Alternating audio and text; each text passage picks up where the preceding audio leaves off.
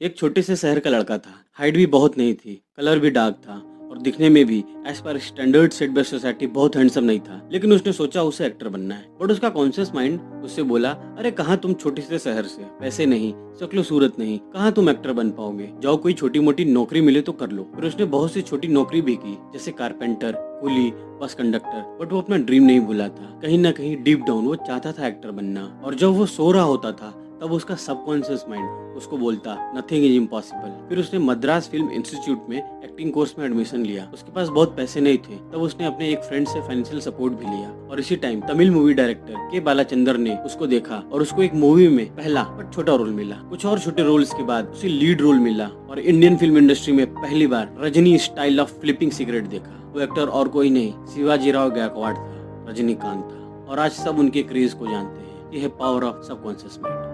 आज हम बात कर रहे हैं book the miracle of your mind by author Joseph Murphy, जिनकी एक और book the power of subconscious mind पे मैंने एक वीडियो बनाई है। उसका लिंक मैंने डिस्क्रिप्शन बॉक्स में डाल दिया है, आप उससे वहां से देख सकते हैं। ऑथर बताते हैं कि हमारे पास एक ही माइंड होता है, बट इसके दो फंक्शन होते हैं और दोनों function independent action as well as synchronous action कर सकते हैं। एक है ऑब्जेक्टिव माइंड और कॉन्शियस माइंड और दूसरा है subjective mind, subconscious mind. Conscious mind हमारे अवेयरनेस का पार्ट है, जो कि ऑब्जर्वेशन, एक्सपीरियंस और एजुकेशन सिखाता है और इसका मेन फंक्शन है reasoning. The subconscious mind is all about emotions और ये बेस्ट परफॉर्मेंस तभी देता है जब कॉन्शियस माइंड सो रहा होता है, क्योंकि तब ये फ्री होता है। सबकॉन्शियस माइंड कभी हमसे आर्ग्यू नहीं करेगा, लेकिन हमारे सब विशफुल करेगा, एक जीनी की तरह। ऑथर बोलते हैं ये मिट्टी की तरह है, ये कोई भी बीज एक्सेप्ट कर लेगा, अब चाहे वो बीज फल वाले पेड़ का हो या कांटे वाले का, और उसी के अकॉर्डिंग रिजल्ट देगा। अब आप कांटे वाले बीज बोकर सोचो कि लाइफ में मुझे सिर्फ डिफिकल्टी मिल रही है, तो उसके लिए आप खुद जिम्मेदार हो। आप कुछ अच्छा तो सोचो, फिर रिजल्ट देखना। सबकॉन्शियस माइंड का पावर देखना है ना, तो उस माँ को देखो जो अपने बीमार बच्चे की केयर कर रही है। खुद की आंख लगने से पहले वो अपने सबकॉन्शियस माइंड को बताती है कि अगर उसके चाइल्ड का टेम्परेचर बढ़ता है या उसे दवा देनी है या वो रोता है तो उसे तुरंत उठा दे।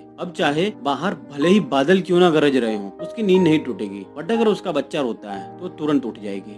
ऑथर इस बुक के थ्रू सबकॉन्शियस माइंड और हमारे health, bad habits such as alcoholism और wealth, marital problems and fear का रिलेशन बताते हैं।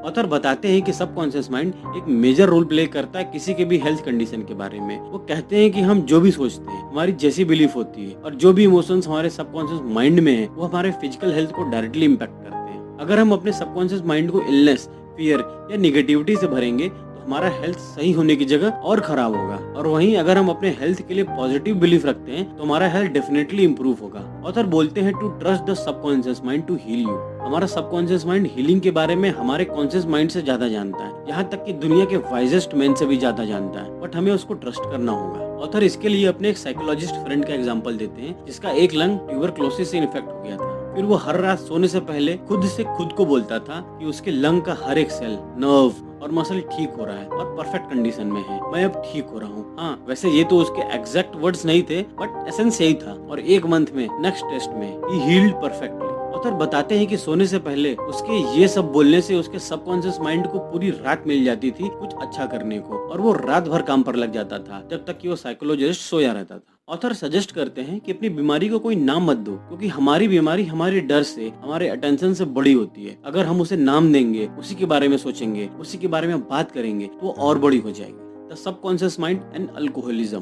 Subconscious mind both positive and negative habits का स्टोर हाउस है। अब हैबिट्स क्या है? हैबिट्स हमारे बिहेवियर का वो पैटर्न है जो कि हमारे सबकॉन्शियस माइंड के अंदर डीपली सिचुएटेड है, जिसको कि हमारे बिलीव्स और थॉट पैटर्न गवर्न करते हैं। अल्कोहलिज्म को किसी भी दूसरे एडिक्टिव बिहेवियर की तरह हमारा सबकॉन्शियस माइंड ही कंट्रोल करता है। मर्फी बताते हैं कि सबकॉन्शियस माइंड में store negative believes and emotion ही अल्कोहलिज्म के डिजायर को ट्रिगर करते हैं। अल्कोहलिक हर तरह के एक्सक्यूज देते हैं, बहाने बताते हैं और रीजन देते हैं कि वो क्यों ड्रिंक करते हैं। अब उसके लिए वो घर पर हुए किसी ट्रेजेडी को ब्लेम करेंगे या अपने गरीबी को या कोई और भी रीजन, बट रियल रीजन तो उनका नेगेटिव थिंकिंग होता है, खुद पर कंट्रोल न होना होता है। बट अल्कोहलिज्म को ओवरकम करना पॉसिबल है, बट थोड़ी सी रीवायरिंग की जरूरत है। उन नेगेटिव बिलीव्स को जो कि रूट कॉज है अल्कोहलिज्म की, जो ट्रिगर करते हैं अल्कोहलिज्म को, बस उनको पहचानना है और पॉजिटिव अफर्मेशंस का यूज करना है, जैसे कि I am free from alcohol, I am in control of my life. इससे हमें न्यू बिलीफ मिलेगी। ऑथर एक और तरीका बताते हैं अल्कोहलिज्म से दूर होने का, और वो है खुद को विजुअलाइज करना as a non drinker, healthy life spend करते हुए और अपने लाइफ का कंट्रोल खुद लेते हुए।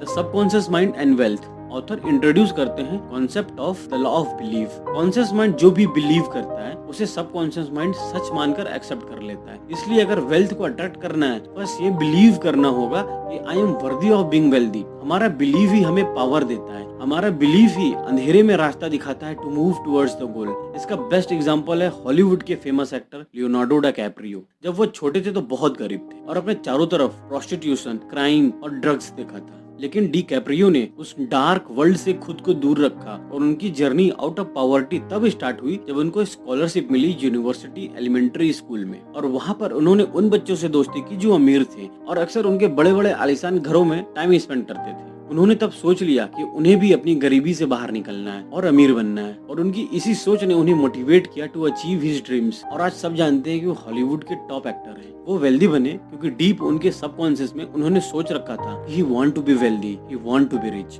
How to apply the subconscious mind to marital problems. एक एग्जांपल लेते हैं जहाँ पर एक वुमन ने एक ड्रग एडिक्ट से शादी कर ली है जो काम नहीं करना चाहता, उसे फिजिकली टॉर्चर करता है, क्रूएल है, और उस लेडी को उल्टा उसे फाइनेंशियली सपोर्ट भी करना पड़ता है। अब वैसे रास्ता ये है कि उस वुमेन को अपने अब्यूजिव रिलेशनशिप को छोड़कर बाहर निकलना चाहिए, ना कि इस रिलेशनशिप में रहकर उसे ठीक करना चाहिए। ऑथर एग्जांपल देते हैं कि मान लो कोई गलती से फिसलकर गटर में गिर गया, अब उसे क्या करना चाहिए? उसे गटर में रहकर अपने फेट को अपनाना चाहिए या गटर से निकलने को ट्राई करना चाहिए? इसका आंसर सिंपल है, बाहर निकलना चाहिए। ऑथर बताते हैं सबकॉन्शियस माइंड एक मेजर रोल प्ले करता है to attract a right partner in your life. उसके लिए वो एक टेक्निक भी बताते हैं। रात में सोने से पहले close your eyes, relax the body और अपने सबकॉन्शियस माइंड को बताओ तुम्हें कैसा लड़का या लड़की चाहिए एज योर पार्टनर। जैसे कि वो ऑनेस्ट होना चाहिए, सिंसियर होना चाहिए, लॉयल, काइंड, फेथफुल होना चाहिए। अब जैसे ये क्वालिटीज आपके सबकॉन्शियस माइंड में बैठ जाएगी तो आपका सबकॉन्शियस माइंड आपको खुद ही उनसे दूर कर देगा जो ऐसी क्वालिटीज पोजेस ही नहीं करते हैं, और आपको उन्हीं की तरफ अट्रैक्ट करेगा जो ये सब क्वालिटी पोजेस करते हैं। Overcoming fear through the subconscious mind. Emerson ने कहा है do the thing you fear and the death of the fear is certain. Author कहते हैं जिस भी चीज से तुम्हें डर लगता है ना उसे सबसे पहले करो, इससे तुम अपने फियर को ओवरकम कर लोगे। ऑथर अपना खुद का एग्जांपल देते हैं। जब वो सिर्फ 10 साल के थे तो वो गलती से फिसलकर स्विमिंग पूल में गिर गए थे और डूबने लगे थे। वो कहते हैं उन्हें आज भी याद है कि कैसे वो सांस लेने को छटपटा रहे थे, ऐसा लग रहा था पानी उनके सर में घुस गया है, जब तक कि एक दूसरे लड़के ने उन्हें बाहर नहीं निकाला। उसके बाद उनके अंदर पानी का डर ऐसा बैठ गया कि वो दोबारा स्विमिंग पूल में गई नहीं। बहुत सालों बाद एक सीनियर साइकोलॉजिस्ट ने उनसे कहा स्विमिंग पूल के अंदर जाओ, पानी को देखो और जोर से चिल्ला कर कहो I am going to master you, I can dominate you. फिर पानी में जाओ, तैरना सीखो। ऑथर ने यही किया और सीखा कि डर तो बस उनके मन में था। जब उन्होंने न्यू एटीट्यूड को अपनाया उनके सबकॉन्शियस माइंड ने उनको स्ट्रेंथ दिया, फेथ दिया और कॉन्फिडेंस दिया टू ओवरकम द फियर्स। तो दोस्तों ऑथर ने बहुत तरीके बताए इस बुक में to overcome the obstacles in your life. Wealth को अट्रैक्ट करने को, अच्छी हेल्थ के लिए, अपने फियर से लड़ने के लिए और अच्छे रिलेशनशिप के लिए। वो लॉ ऑफ अट्रैक्शन के बारे में बताते हैं। मैं भी मानता हूँ अगर हम पॉजिटिव रहेंगे, सेल्फ बिलीव रखेंगे और अपने माइंड को मोटिवेट करेंगे तो अपने गोल को अचीव कर सकते हैं। हाँ, बट सिर्फ सोचने से कुछ नहीं होगा। You have to act, take actions, मेहनत करनी होगी, नहीं तो कुछ नहीं होने वाला।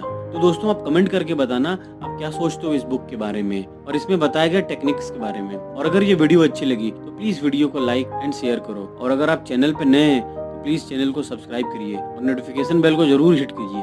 थैंक यू दोस्तों।